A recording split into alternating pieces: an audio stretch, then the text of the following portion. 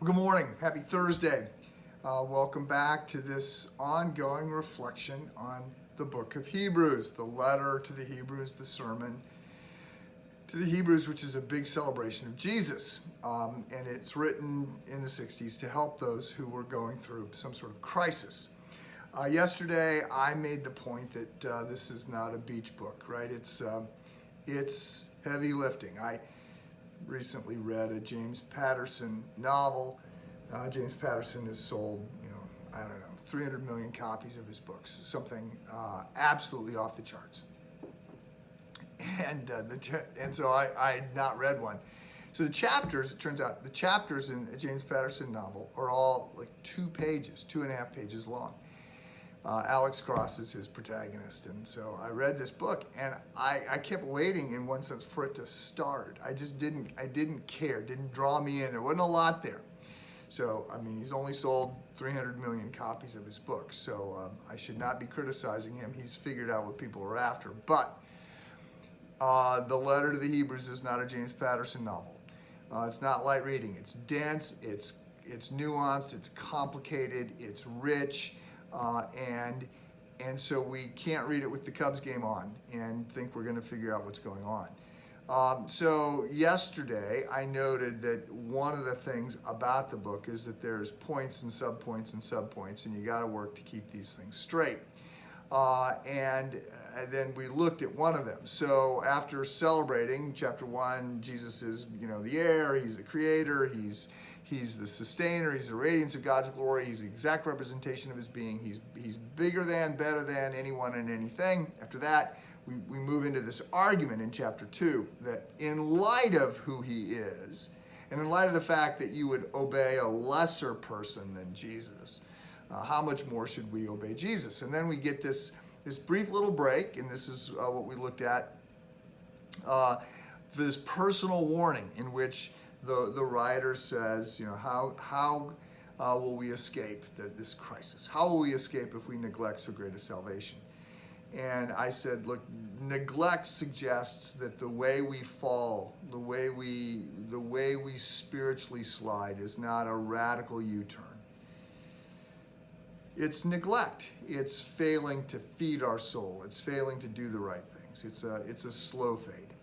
And so we move on from there. Today we go back into the main flow of the argument, and this picks up in verse 5. And what we get are a couple preemptive strikes by the writer against some objections that he thinks people might make, which is, if Jesus is greater than everyone, greater than the angels in this particular case, then how could that be true given that he became a human?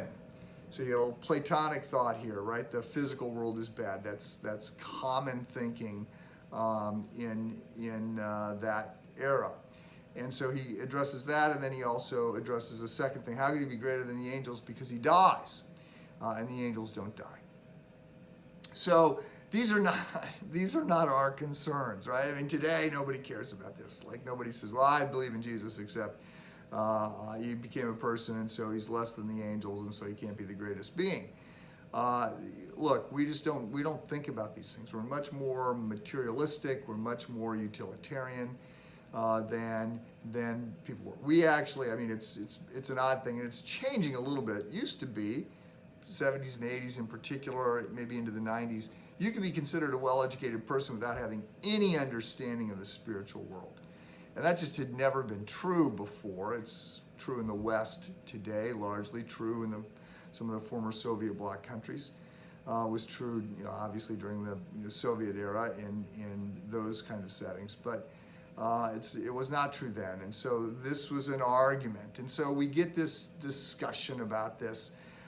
He talks a little bit about it in 1:13. To which of the angels has he ever said, sit at my right hand until I make your enemies a footstool for your feet? And then down in verse 5 of chapter 2, he picks it up again. For it was not to angels that God subjected the world to come, of which we are speaking.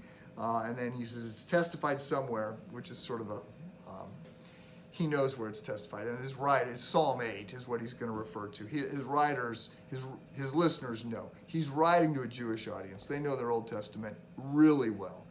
And so they understand that he's referencing Psalm 8. What is man that thou art mindful of him, the Son of Man, that you care for him? You made him a little while lower than the angels. You have crowned him with glory and honor, putting everything in subjection under his feet. So the argument that gets made here, just to cut to the chase, is that, look, we will be, people, you in Christ, you will be greater than the angels in the future.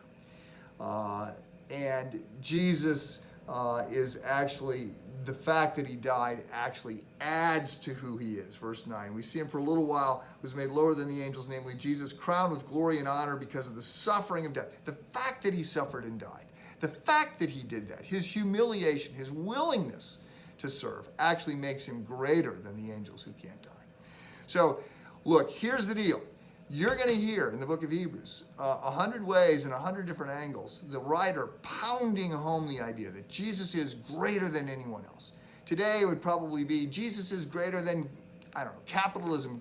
Jesus is greater than technology. Jesus is greater than the chief of the UN. Jesus is greater than anyone and anything. That's the big theme in the letter to the Hebrews. We get a little subpoint on that today. So again, he's bigger than your problems.